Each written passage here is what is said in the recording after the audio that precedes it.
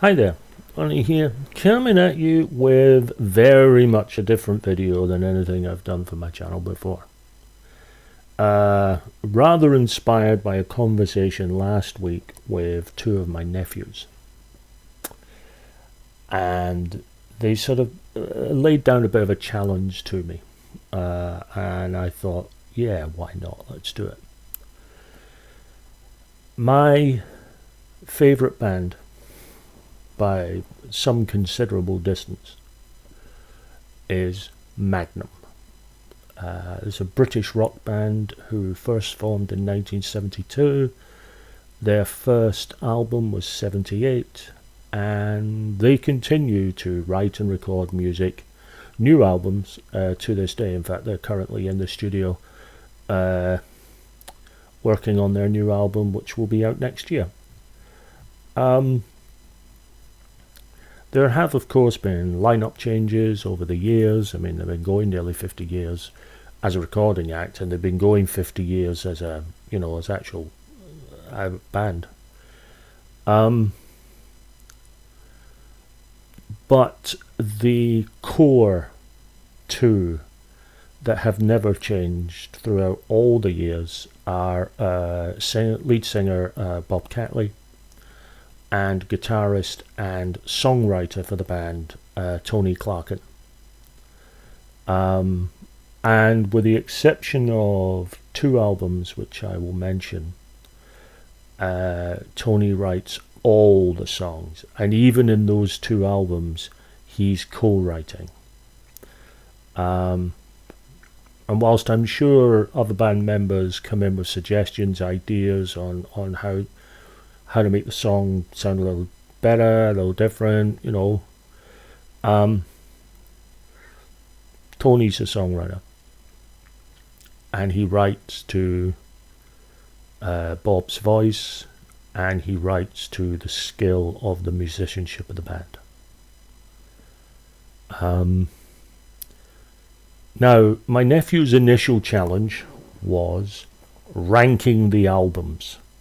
There are over 20 of them, and for me, they are so high in quality, which is why I like the band so much, that I would find it impossible to rank them.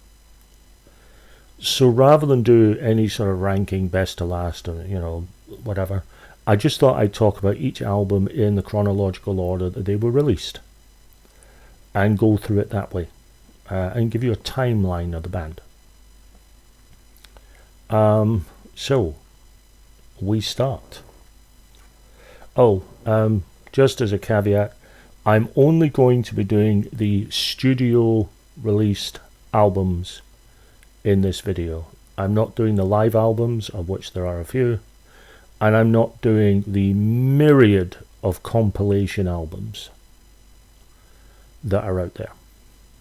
These are the official studio albums for the band. Okay, so starting off, 1978, Kingdom of Madness. This is the re-release, the remastered re-release, which has the original album on disc 1 and a whole load of sort of bonus tracks. Magnum did a 4-song demo to sort of get them the deal with Jet Records, and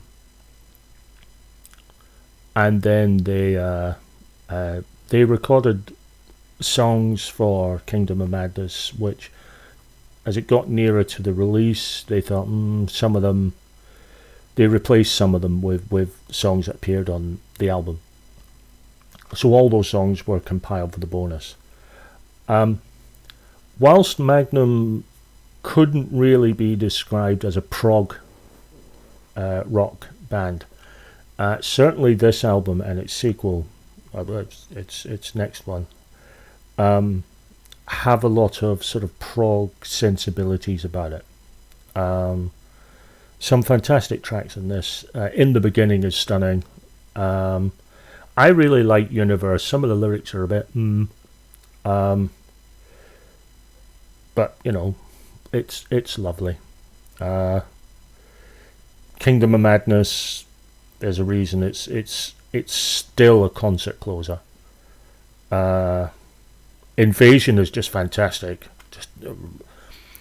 Magnum aren't a band that do what Iron Maiden used to call gallops, but they have done a couple, and Invasion is one of them. I'll mention the other one when it comes up.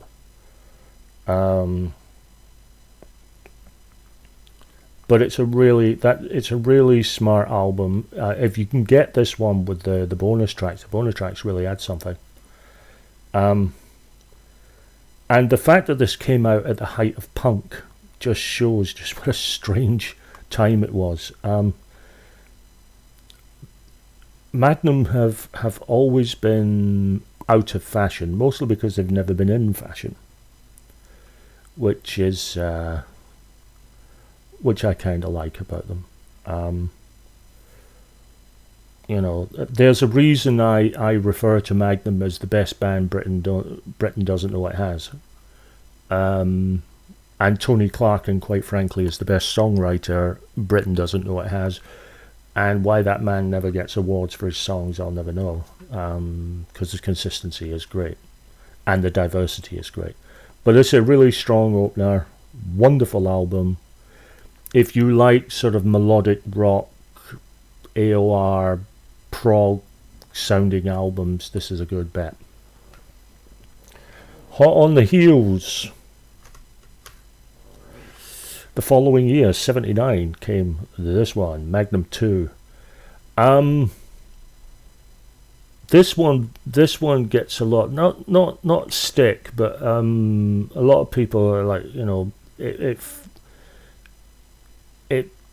people tend to think that it suffers from being the second album. You kind of shoot your best stuff for the first album, and then stuff that kind of was left behind gets on the second. I don't think that's the case with this album. I think it's a stunning follow-up. Great Adventure is a phenomenal opener. If I Could Live Forever is great. Staying Alive is a beautiful ballad. Foolish Heart is really their first song that could be considered a commercial sort of song. One of the interesting things about Magnum is they don't write singles. They write songs, and if some of them turn out to have a commercial sound to them, that's the ones that can often be found as having been released as singles. Not always, but I'll touch on that soon. So Cold the Night. Incredibly kind of dark riff on that one. Fantastic we album. The Battle, which is about 2 minutes long and goes all over the place. It's fantastic. Really good album, this. And what it did was it cemented Magnum's ability that showed the first album wasn't just a fluke. A really good album. I really like this one. It's one that gets played a lot. 3 years later, due to messing about by their company Jet Records, came the third album, Chase the Dragon, and the first of the Rodney Matthews covers. Rodney Matthews being a very well respected artist. He's done a lot of album covers over the years, and he has done a good majority of Magnum's album covers. I adore this album. I really do. Soldier of a Line is a classic. On the Edge of the World. The Spirit, which is one of my all-time favourite Magnum songs, if not my favourite. Sacred Hour is... Let's do a song about how much we love our audience, but make it sound really grandiose, and they did it with this. I have a real soft spot for We All Play the Game, and The Lights Burned Out. it's a wonderful album, and it's well regarded, and it's regarded very much as the album that really developed Magnum's sound in the 80s.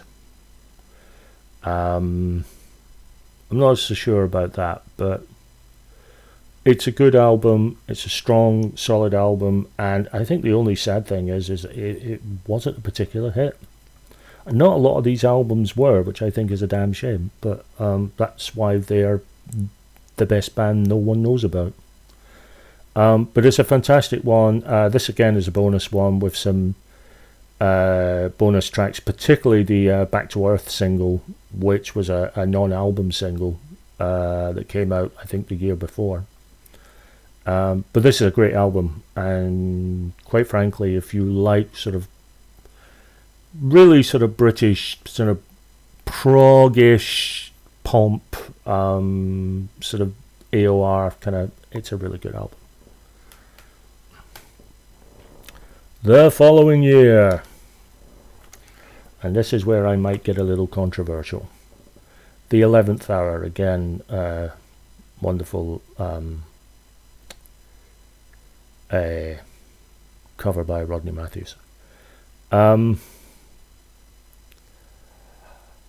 Tony Clark in this, the record company said, hey, why don't you produce it yourselves? Tony Clark went, yeah, okay. The band have admitted the production on this album is not the best, and it's one of those ones I think if Tony was producing it now, it would sound a lot different. This is regarded as one of Magnum's best albums. I respectfully disagree. It's one of my least favourite. Now, that's not to say it's a bad album. As I say, the reason I didn't want to rate these things is because the quality is so high on them. But there's so many, there's so many good songs on this. The Prize is great. Hit and Run is a great single. Good commercial song. The Word is one of my favourite tracks. Young and Precious Souls, going back to the Galloping. And it's a good album. I just think it's not quite there for me. It's one of the albums I listen to least, but that's not to say it's a bad album. It's just of 20 odd albums, and there are 20 odd albums here, it's the one I listen to the least. But I do listen to it, and particularly I like The Word, I like Young and Precious Souls and The Prize. I think it's a good album. It's just, by Magnum standards, not the best. And I know that's going to get some Magnum fans going, what? Hey, what? How can you say that? I can, because Magnum's discography is so vast and so varied that you will have different people having different tastes and putting the albums in different places. So Magnum left Jet Records and signed for FM Records and released one album for them. But oh God, what an album. 1985, On a Storyteller's Night. This is the album that pretty much catapulted them to the sort of success they were going to have for the late 80s. This is a phenomenal album. The production is great. So many great songs. How Far Jerusalem, the title track, Les Mots Dansants, and sprinkled in amongst that is more sort of pop rock sort of things, like Just Like an Arrow. The Last Dance, which is a beautiful sort of ballad to end the album on, and Steal Your Heart. Now, if I have any criticism of Magnum at all, and I don't think it's necessarily criticism of them as it is about record companies, there are times, and I'm sure that other people will listen to the album and pick different songs in there, so this is very much a personal opinion. But in my opinion, there are singles on these albums, or songs that are screaming to be released as singles because they've got a very commercial, radio-friendly air about them.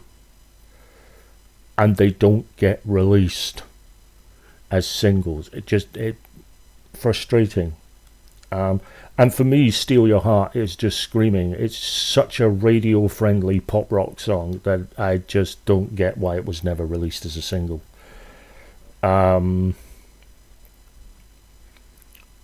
But it's such a good album. Cover again by Rodney Matthews. This is one of their sort of iconic covers for them. And it's a really good, solid album.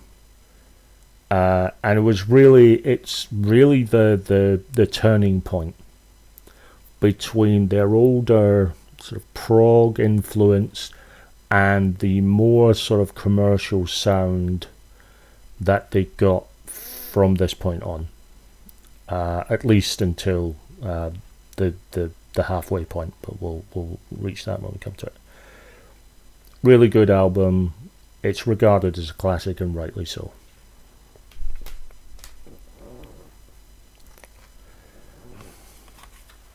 (1986) Vigilante. Now, I have a very much a nostalgic love for this album because I had never heard of Magnum. Never. Didn't know about them until my friend Ralph bought this album on cassette when it came out. First album I ever heard by them, and it remains beloved by me. Even though I think there are better albums, it's still beloved by me, and there's a lot of good songs on this. What is interesting about this album for me is no album before it and no album after it sounds like this one.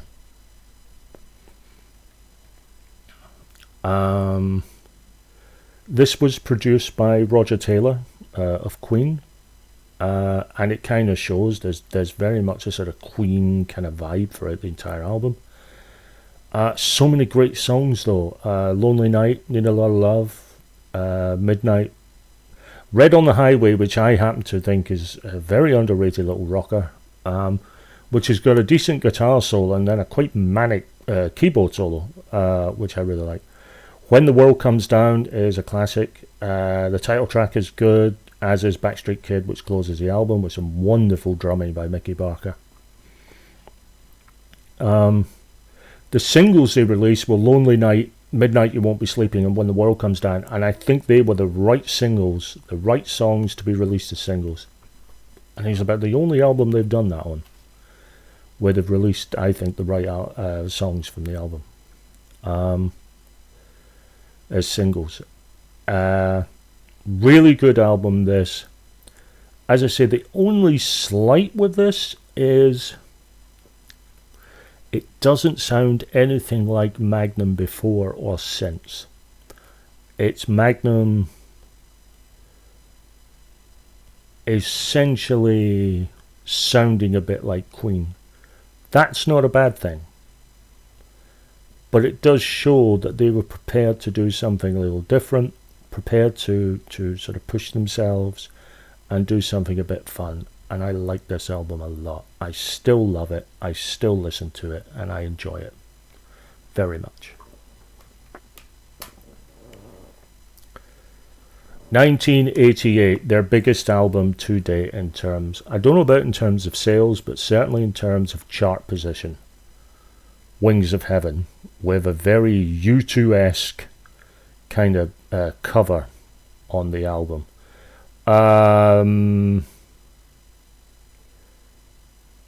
There's a reason this album was the biggest seller. It was just the right time for Magnum. It got to number 5 in the UK album charts. And it was the album that really hit.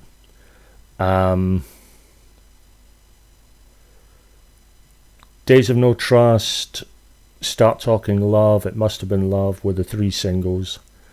If I have a slight pause, I would have released Different Worlds instead of Days of No Trust, but that's me. Also, the 3 bonus tracks that came off the B-sides, which are not on the album, were fantastic as well. And I wish they would release a special edition of this and put those 3 B-sides on, because it was great. But this also has their longest track to date, which is Don't Wake the Lion, which is about 10.5 minutes. Fantastic, epic anti-war song, which is a staple of Magnum. They tend to have one anti-war song in every album. It's a great album. Just great songs all the way through.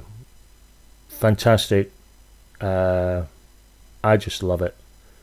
I know some people talk about Start Talking Love and you know, that it's very pop rock. And yeah, it is. As a reason, it's their biggest single. And they're still great. It's still a great album. It's a classic. Well worth listening to. 1990. How to Polarize a Fan Base. Goodnight LA. This split the fan base in a lot of ways.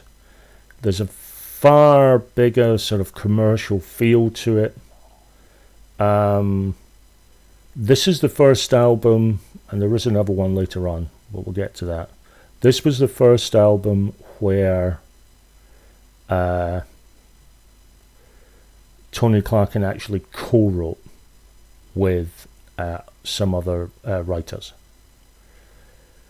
It was produced at the Goodnight LA studios by Keith Olsen, who had done work with Whitesnake and so on. And I think the idea of it was to have an album that could crack America, which is a nice idea in theory, but then it was never released in America, so it kind of shot itself in the foot. I like the album. I really do. I get the complaints. There is a lot more sort of commercial sound to this, and Magnum really didn't need it.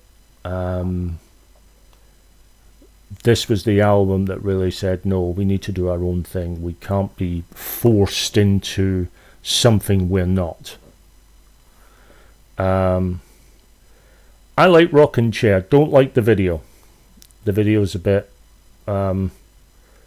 it's very that sort of 80s, 90s, let's have lots of pretty women with next to nothing on, you know, dancing and, you know, dancing suggestively. Song didn't need it. Video didn't need it. Heartbroken Busted, I think, suffers the same problem as the video. Although Heartbroken Busted is a perfectly fine wee song. Only a Memory is probably my favourite track on the album, but there's a caveat to that, which I'll come to a bit later.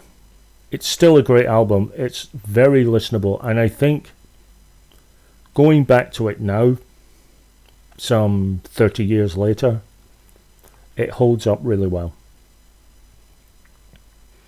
But it's still a good album. It's still worth...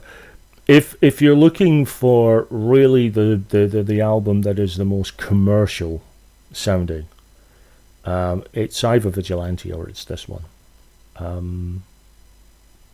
It's a good wee album. I really like it.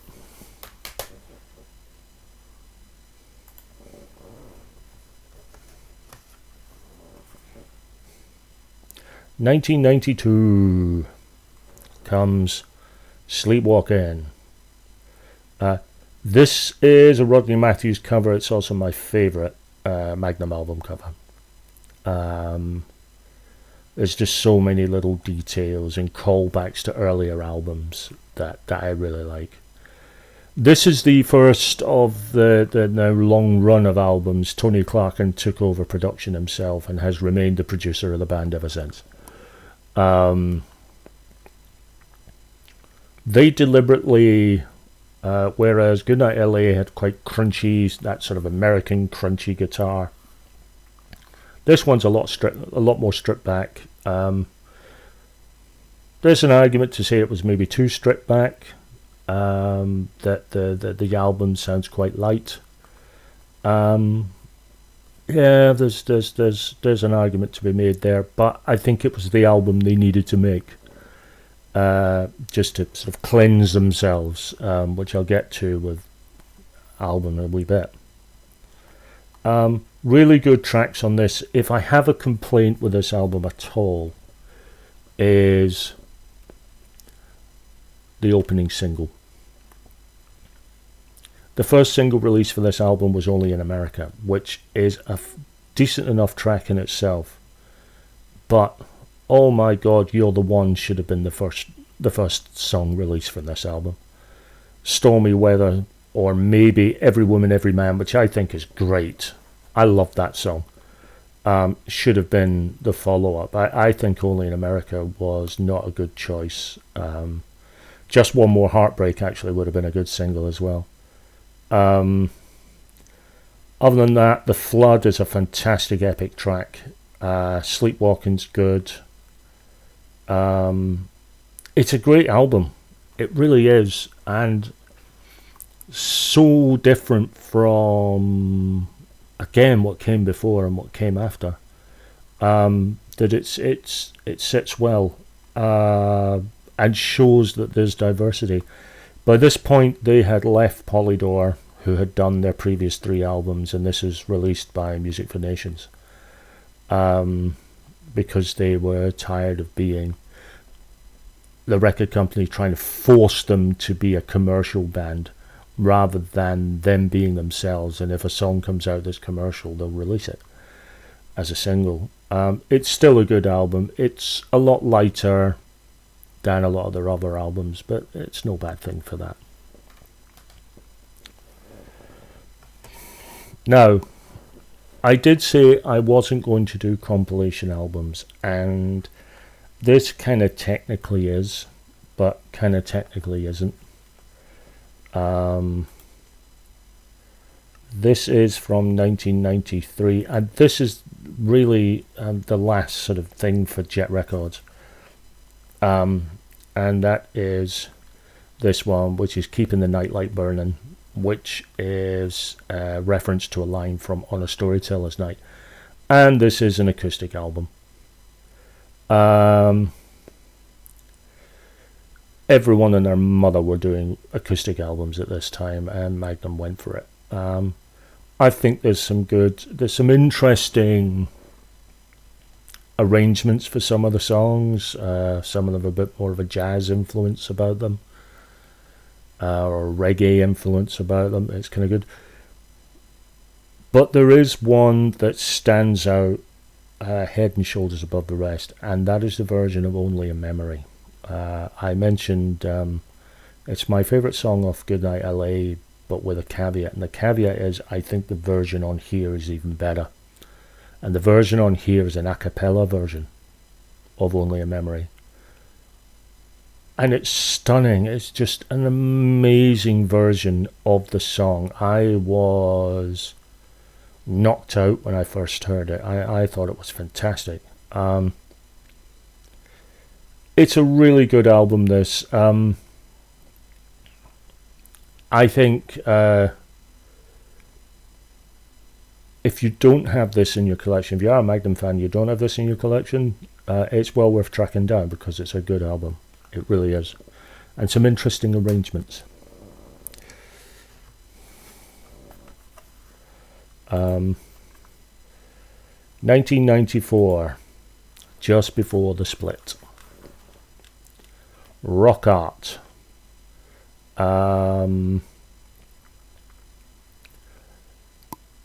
This album is one of the heaviest they've ever done. Certainly, really rocking stuff. Now, I'm going to say something that might be controversial, or at least, an opinion. I truly believe that if This had been the album that followed Wings of Heaven. This would have catapulted the band beyond the sort of stadium tours that they were doing. I really think this is the album that should have followed up Wings of Heaven. If it had been this album, I think it would have been an absolute monster of a hit. There's so many strong songs on this. We All Need to Be Loved is a great opener. Good solid rock track. Rock Heavy is interesting, is that it's a rock track with a real reggae vibe to it. The Tall Ships is Magnum does country and does it well. I mean, they released the Tall Ships in certain countries as a single. It's a pity it wasn't released here. I personally think that possibly the only downside is, if it had been the hit I think it would have been, the Tall Ships as a single I think would have charted. And I think it could have hung round their neck the way that Winds of Change now sort of hangs round the Scorpions' neck. It's such a lovely song. On Christmas Day is a song I only tend to listen to on Christmas Day in the run-up to Christmas, funnily enough, even though it's not technically a Christmas song. There's so many great songs here. A fantastic album. And I think it's just such a shame that the band were just, for one reason and another, they just weren't getting the love that they bloody deserved. So this was the last studio album they released prior to splitting up for 6 years. It's still a great album. I listen to it a lot. It's a fantastic album, and again, it's really sort of the guitars really have some crunch to it. It really is a more hard rock album, as diametrically opposed to Sleepwalking, which was very much lighter. So it's a nice contrast, and I really like it for that. And Bob Catley's vocals. Bob Catley is just a fantastic singer. I mean, the bugger's in his 70s and he's still sounding great. And his work on this album is fantastic. Magnum then went on hiatus for a long time. And they didn't get back together until early 2000s. And their first release as a band was 2002, and that is Breath of Life. Now, Breath of Life is kind of interesting. This is the only other album where there are songs that have been co-wrote. And the reason I say that is, whilst Magnum were on hiatus, Tony formed a new band called Hard Rain with Bob Catley. And they had a co-singer, Sue McCluskey. And two of the songs on here, Every Day and Still, were originally meant to be on what would have been the third Hard Rain album. So he had co-wrote with Sue McCluskey. And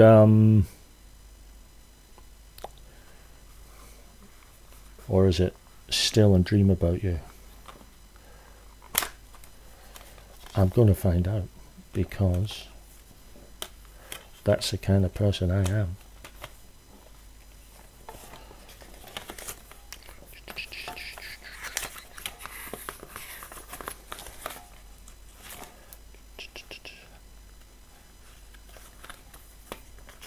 I will find out because I want to. Nah, it doesn't say. I really like this album. It's very much a case of a band still trying to find its sound again. Tony did an awful lot on this. I think there's some of the keyboards he did and the drums, using a bit of drumming and a drum machine, and because of that it has a different feel. The album cover was done by the bass player Alvaro, and it sounds a bit different. I have often referred to Rock Art as the first unofficial Hard Rain album, because you could see Tony was looking to diversify from the Magnum sound and do something a bit different. Breath of Life is the one I refer to as the unofficial fourth Hard Rain album, because you can see some of those Hard Rain influences are still in this album. And it's not till the next album that the Magnum sound looms large again. But this is a really good album. Cry is a great. I know people don't like Cry. I like Cry. I think it's a good opener. After the Rain, I think, is really good. That Holy Touch is great. Let Somebody In is just one of the best little ballads they've ever done. Just Like January is a phenomenal song. So is Night After Night, which closes the album. It's a great album. It really is. I think its only problem is it's up against all the other Magnum albums, and people sometimes feel it's not as good.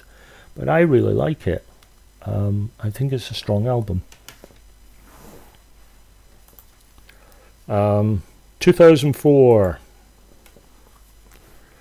And Magnum are back with a bang with Brand New Morning. This is Magnum absolutely back. Their sound, their production. The title track opens the album. It's great. We All Run is a really good song. The Blue and the Grey, I think, is one of the best songs Tony Clarken's ever written. Simple in its structure, but still a fantastic song. I Breathe For You is beautifully layered. So is The Last Goodbye. The Scarecrow has a wonderful bass opening on it.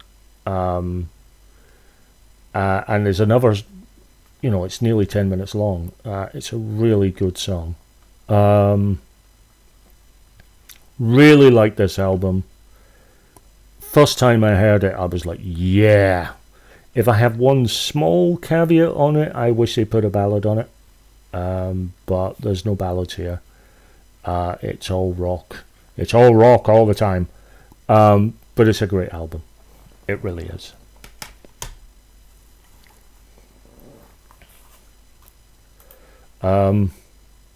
We had to wait 3 years for the next one.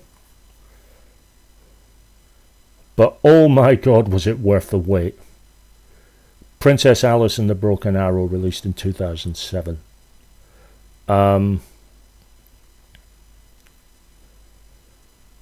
Everything I just said about Brand New Morning being a classic, and then some for this one. When We Were Younger, it just stunning opener, and they've used it to open concerts as well. Eyes Wide Shut has got such a good sort of driving rhythm to it. Dragons Are Real is just a fantastic wee song. Thank You For The Day is one of the best sort of studio, stadium wavy kind of songs they've done. Really good album. I don't think there's a weak song on it, actually. Really solid album. Love the cover by Rodney Matthews. Fantastic. Just great. Absolutely brilliant. And then 2 years comes, and we get Into the Valley of the Moon King. Another Rodney Matthews cover. This album's really good. I think there are some truly wonderful songs on here. All My Bridges is one of again, release these songs as singles, guys. Come on. All My Bridges is a fantastic, just great. I love the Moon King. In in my mind's eye, is one of the best openings they've done. A Face in the Crowd is just one of the most beautiful sort of balladesque songs. And Blood on Your Barbed Wire Thorns is Magnum show how to do an AC/DC style riff and then end it on such a wonderful sort of big epic ending. So many great songs. Great album. I think slightly underrated as well. Really good, solid album, that.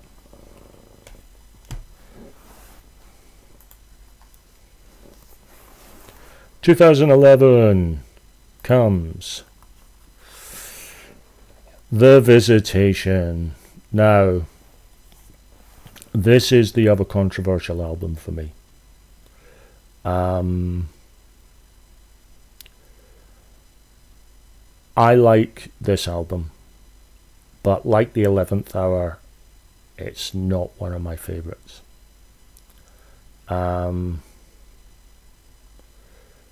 There are some songs that I do listen to frequently. Wild Angels, Spin Like a Wheel, which I think is just a wonderful song. Love Freedom Day, Midnight Kings is great. Tonight's the Night is a lovely ender. I don't know. It's a good album, but there's so many other class albums that this one doesn't get as much play as the others. This is not a bad album. It's just not my favorite. But it's still a great album.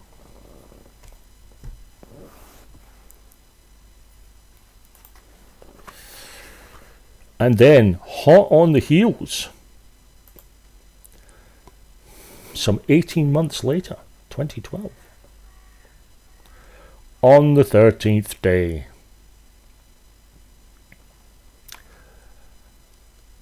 Since they reformed, one of the criticisms that's been levelled at Magnum is that they do a lot of mid-tempo rather than really big rockers. I don't happen to subscribe to that criticism, but it's a criticism that's often made, that they don't do the big rockers anymore. They're very mid-tempo. I don't think that's true, although I can understand why people might say it. This album flies in the face of that. This is just almost wall-to-wall rocker. And is probably the album since they reformed that I listen to most because of that reason. All the Dreamers is a fantastic opener. Blood Red Laughter just keeps it on. On the 13th Day works. I love So Let It Rain, and rightly was released as a single. Dance of the Black Tattoo is just insanely heavy, possibly the heaviest song they've done in terms of riff. Shadowtown, great, lovely solo. See How They Fall is great. From Within, I really like the sort of ending with the choir. Really great album.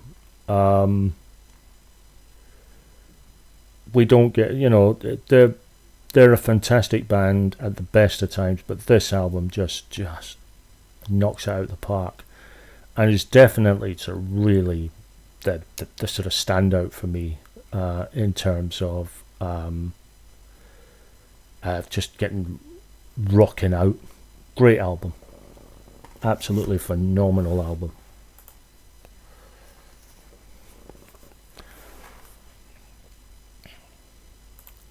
(2014), and from here on in, it's an album every 2 years.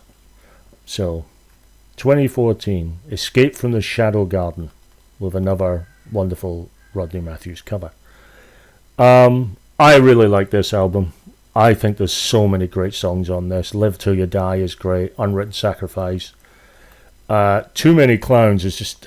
Why didn't they release it as a single? Really good album. Midnight Angel, I think, is fantastic. Um, um, the Art of Compromise, I really like. I adore the final track on this, which is The Valley of Tears. Um, Such a beautiful song.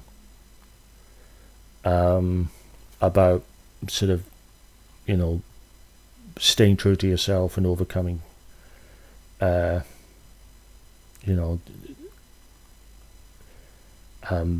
just don't worry about the big things. You know, you can do it. It's your day. You can do it. It's a lovely song. So many good songs on that. And again, you know, Rodney Matthews knocking out the park with the artwork. Great album. Just phenomenal. 2016. Sacred Blood, Divine Lies. There's a lot to like about this album. I think there's, if I have any complaint about this album at all, is the 3 bonus songs that were used in the slideshow that didn't make the album. I think should have. I would have taken out a couple of the ones that are in the album and replaced them with the bonus tracks.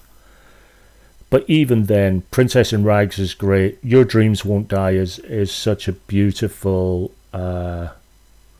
song,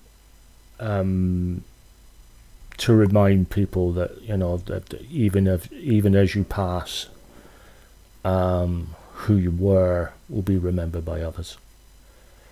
Quiet Rhapsody has a fantastic opening to it. I really like this album. As I say, my only criticism is I wish Phantom of Paradise Circus, Don't Grow Up, and No God or Savior had been put on the album. But yeah, it's a good album. Fantastic. 2018. Lost on the Road to Eternity.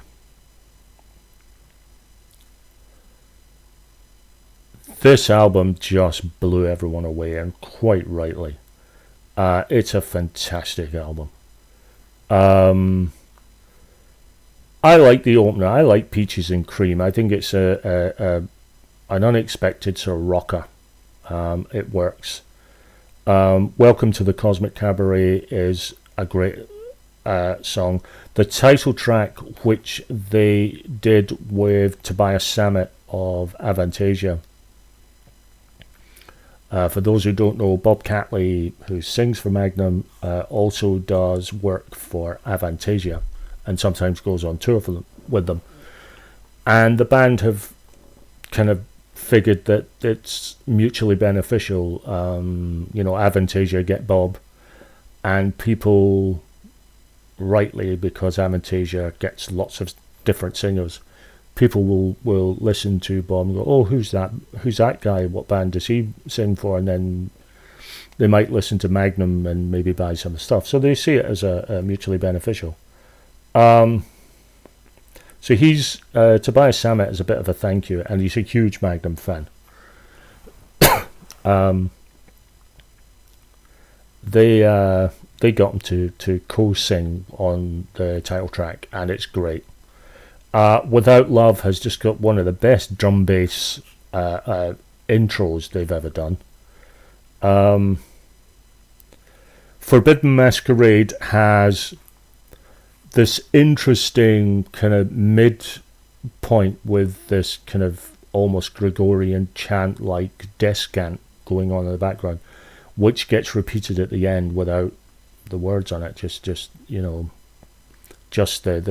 Gregorian chant, which it's an old trick of taking the bridge and actually playing it in reverse, but it's very effective. Really good album, this. It's a fantastic album. as much as, I mean, I did say how much I love 13th Day, but this one deserved to be the album that brought them back, and kind of did, in a way. I mean, sometimes Without Love almost got them a hit. Again, really good album, solid stuff. Deserves to be far bigger than it is. What an album. 2020, by God, we're getting close now, aren't we? The Serpent Rings. This one's an odd one. I really like this album. I think there's some stuff just absolutely stunning. Where Are You, Eden is a phenomenal opener. And I know people complain that the orchestra on it sounds a bit like the Avengers theme. And all I can say is, so what? When the song's that good, and it's not actually the Avengers theme, it's just reminiscent of it. You Can't Run Faster Than Bullets is just extraordinary. Archway of Tears, almost going back to that sort of prog sound, and The Serpent Rings, the title track, definitely does. Not Forgiven is just a fun little song. I like The Great Unknown. Man has just such a good riff on it. The Last One on Earth, which is a lovely song, and it's only 3.5 minutes, which is quite short for Magnum these days. Really good album. Solid album. Unexpectedly good album. And I say unexpectedly because you always wonder, after having had such a great album with the one previous, can they match it? And I think actually they exceeded it. I think its only problem is nothing apart from Not Forgiven really sort of stood out as a single to be released. Although quite frankly I would have released Man, but that's me. Last but certainly not least, bringing us up to date, 2022's The Monster Roars, with this very sort of dark cover on it. Not done by Rodney Matthews, they couldn't get him in time. He is doing the current album. We do not have a title. Magnum know what the title is, but us fans are still waiting. I really like this album. I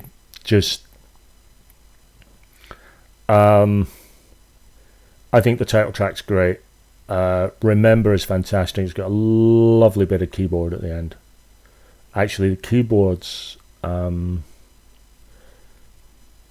come back to that at the end when I do my summation. I Won't Let You Down was a good single. It's an interesting single. No Stepping Stones was a fantastic single to release, and I wish to God it had been a lot more successful. The Present Not the Past is great. Walk the Silent Hours. The Day After the Night Before is a good rocker as well. Come Holy Men has got a good solid kind of riff on it. Really great album, and I can't wait to hear what they do next. I can't wait for the new album, actually. As I said at the start, there have been lineup changes over the years, but Tony Clarkin and Bob Catley have remained. So they are the heart and soul of Magnum with everyone else around it. And the thing is, whilst the playing styles, the temperament of the various drummers and keyboard players, bass players, have undoubtedly been different, understandably, we're talking different people. The quality of the work has never faltered. You can't turn round to any of the drummers and say that one was so bad that the albums they worked on were the lesser for those drummers, because that simply isn't true. You know, the bass playing and backing vocals have never faltered. The keyboard players have never faltered. And that's what happens when you have a band, in my opinion, that really puts quality above the individual. And I guess, I mean, yes, you could say, well, ultimately Bob and Tony kind of run the show, particularly Tony. But Tony writes to the song.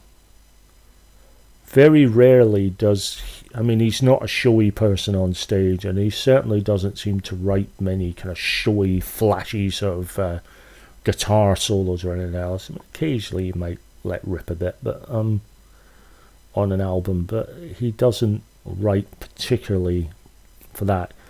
He goes where the song needs to go. If it needs the guitar, then the guitar is there. If it needs the keyboards, the keyboard is there. If it needs the bass, if it needs the drums, you know, whatever the song needs is what goes there. So you need musicians of a good standard that are ready for that. And Magnum have had it. To their great credit. If you've never heard of the band, if you've never heard anything by them,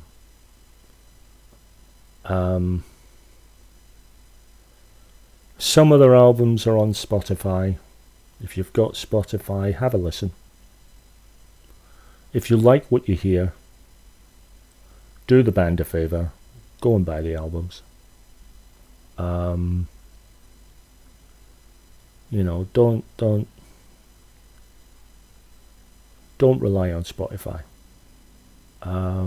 Get the albums. They are worth it.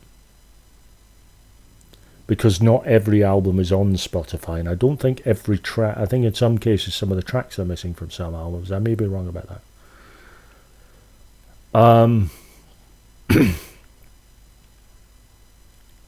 I think they're a fantastic band.